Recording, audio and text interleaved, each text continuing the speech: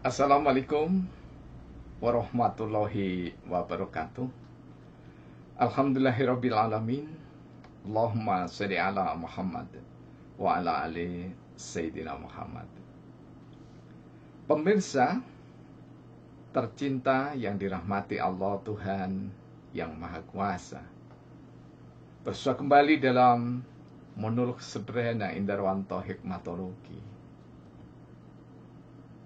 Tentu berpikir untuk kian terus melembut cerdaskan hati nurani berdasar kitab suci, agama dan kepercayaan yang kita yakini. Kali ini kita berbicara kembali Universitas Brawijaya Keren. Ini adalah pembahasan terakhir untuk sementara, yakni nasionalis. Saya meyakini bahwa seluruh anak bangsa, apalagi mahasiswa, cendekiawan, akademisi tercinta, pasti paham tentang makna dari nasionalis.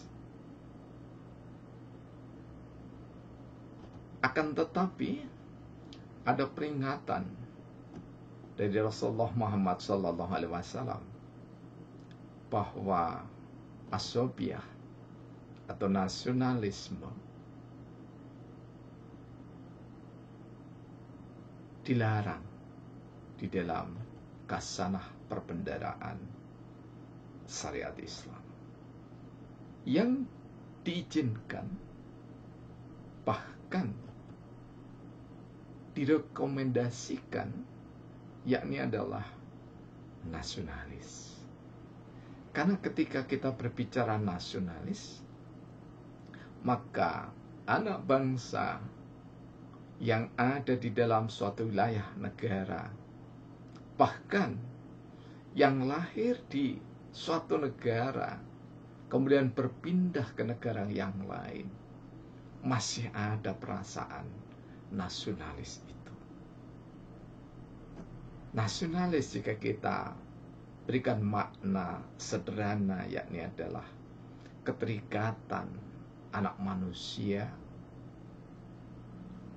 kepada bangsa negaranya untuk menebarkan pesona kebajikan sembari terus-menerus menekan keburukan dimanapun berada.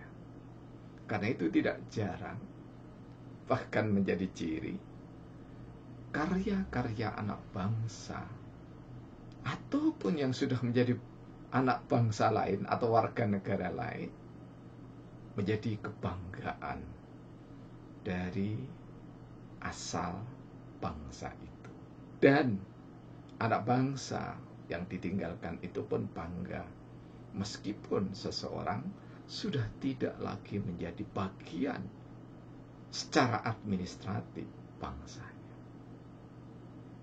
Sementara nasionalisme itu mudahnya adalah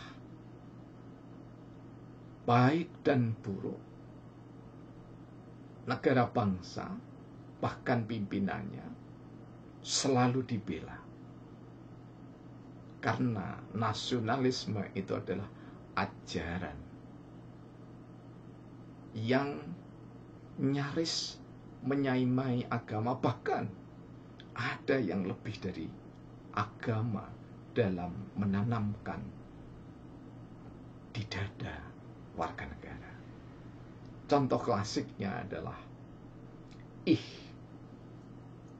über alles, ajaran Zionisme dari Hitler, bahwa bangsa Arya adalah bangsa yang tertinggi, yang terbaik, yang termulia di seluruh dunia.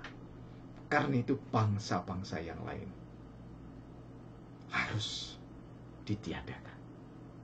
Ini adalah salah satu ajaran nasionalisme yang sesat. tapi nasionalis seperti yang dibingkai oleh para pendiri anak bangsa ini. Dan perlu kita ingat bahwa pendiri bangsa ini bukan dari golongan, meskipun asalnya bergolongan, bukan dari suku bangsa, meskipun asalnya memiliki suku bangsa, bukan dari agama tertentu, meskipun masing-masing founding fathers and mothers kita memiliki agama tertentu. Karena itu, bingkai nasionalis, sekali lagi bukan nasionalisme yang terindah milik bangsa Indonesia dan harus menjadi milik dunia, adalah Bhinneka Tunggal Ika. Kami lukiskan dalam syair Sabdana yang ke-13.448. Kami tulis tanggal 26 Oktober 2021 pada jam 18.20 sampai dengan 18.23. Bhinneka Tunggal Ika bagian ke-6. Bhinneka Tunggal Ika dari Nusantara untuk Indonesia. Indonesia bagian dari dunia yang penuh pesona. Sikap perilaku nasionalis Indonesia Bhinneka Tunggal Ika. Bhinneka Tunggal Ika hanya Indonesia merana dunia. Dunia bangsa-bangsa niscaya menjadi Bhinneka Tunggal Ika. Bersuku, berbangsa, ragam wilayah negara dalam beda. Bersuku, berbangsa, ragam wilayah negara dalam sama. Pemirsa tercinta, mengapa kami tulis Bhinneka Tunggal Ika dari Nusantara untuk Indonesia? Karena sebelum proklamasi Indonesia tercinta, Bhinneka Tunggal Ika Tanhana Dharma Mangrua sudah menghias kerajaan-kerajaan Nusantara. Sudah menjadi bagian integral dari kerajaan-kerajaan Nusantara. Karena itu, ketika pidato Bung Karno 1 Juni 1945, Bung Karno mengatakan bahwa Pancasila itu digali dari bumi Nusantara. Tentu Pancasila rangkaiannya adalah lambang negara Garuda Pancasila. Termasuk di dalamnya Bhinneka Tunggal Ika. Indonesia bagian dari dunia yang penuh pesona. Indonesia yang bagaikan jamrut khatulistiwa, sekeping atau bahkan sebutir sejarah surga yang dibentangkan oleh Allah di alam raya ini.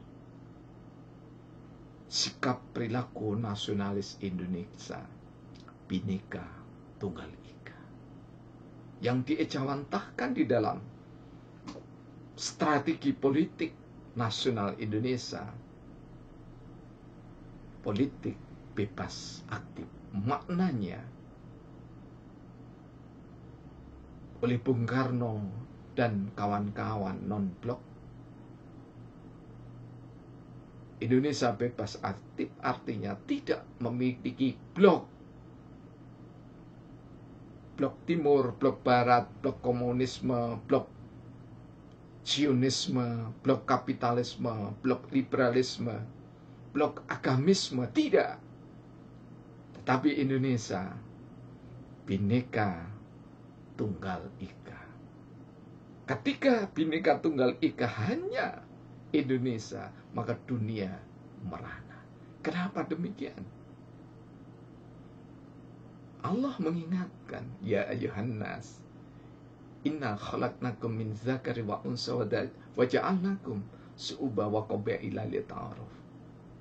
Allah memberikan satu peringatan, memberikan satu garis bahwa manusia itu seluruh dunia asalnya satu, bersuku, berbangsa, tentu berbeda peradaban, berbeda budaya, berbeda tradisi, berbeda dalam agama, kepercayaan, namun tunggal ika,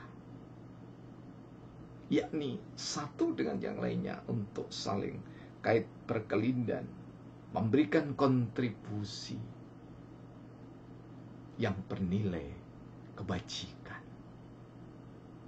Karena itu dunia bangsa niscaya menjadi tunggal ika.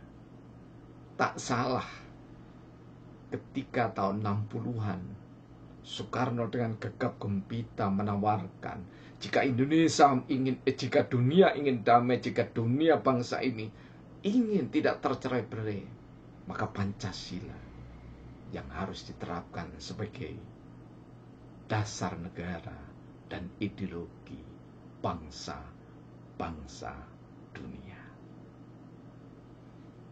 Kalau kita mengutip pidato-pidato Bung Karno, bukan Soekarnoisme, tapi dari siapapun keluar kata-kata bijak dan bajik, niscaya kita tumbuh kembangkan bara semangatnya.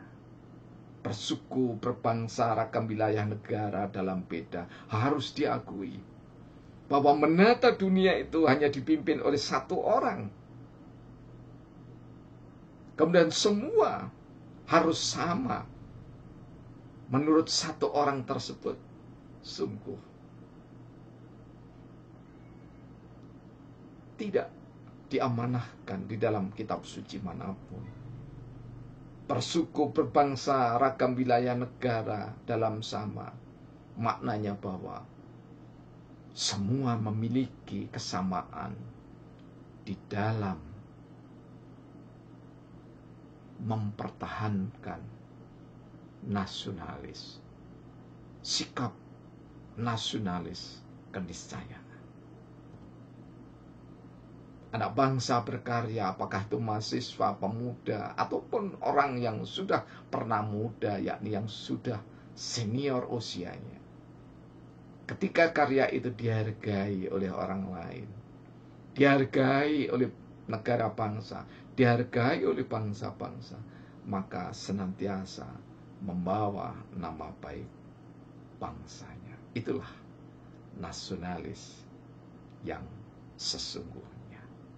Mudah-mudahan dalam semangat Maulid Nabi Muhammad SAW, kita tidak sekedar mendindangkan kalimat selawat, tapi selawat itu hendaknya mendasari sikap perilaku terutama mukminin dan mukminat dan bahkan seluruh umat manusia, agar kita meneladani perilaku Rasulullah Muhammad SAW yang mulia. Piagam Madinah bukti bahwasanya nasionalis itu harus ada. Dan piagam Madinah itulah yang memberikan inspirasi bagi konstitusi modern berikutnya. Terima kasih atas segala dukungannya, baik rasa suka, likes, subscribe, komentar, dan notifikasinya. Semoga anak bangsa dan bangsa-bangsa dunia kian hari semakin dewasa dalam berbangsa dan bernegara. Billahi taufiq wal hidayah. Wassalamualaikum warahmatullahi wabarakatuh.